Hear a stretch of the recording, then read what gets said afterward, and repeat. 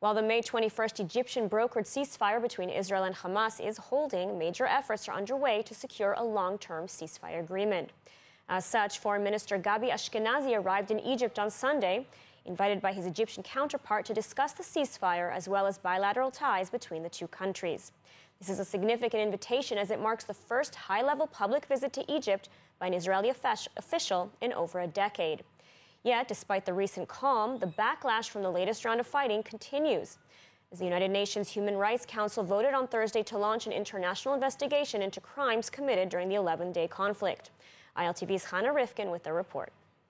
By a vote of 24 states in favor, 9 against, and 14 abstentions, the UN Human Rights Council adopting a resolution on Thursday, presented by the Organization of Islamic Cooperation and the Palestinian delegation to the United Nations, to launch an investigation into crimes committed during the recent conflict between Israel and terrorist group Hamas in Gaza. The resolution seeks to launch an investigation into alleged war crimes of the 11-day conflict, though has no end date for the investigation. As to the resolution before us, Germany holds strong reservations.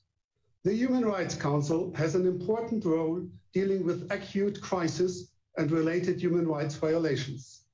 The present resolution, however, does not address the recent escalation and omits any context. Instead, it would mandate a commission of inquiry that stretches indefinitely into the future and the past. Ahead of the vote, permanent representative of Israel to the UN in Geneva, Ambassador Meirav Eilon Shachar, called on the member states to condemn Hamas and ask them what they would do if rockets were launched on their cities. Each one of these rockets constitutes a war crime.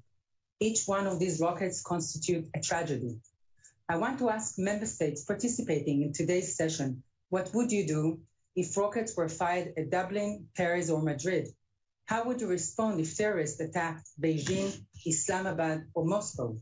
As such, the Hamas terrorist organization welcomed the resolution, while Israel was quick to reject it, saying the country would not cooperate with the probe. The resolution does not mention Hamas, does not mention the more than 4,400 rockets that were launched at Israeli civilians indiscriminately. Judging from past experience, the Commission of Inquiry will not look into Hamas war crimes. Therefore, Israel will not cooperate with such an investigation.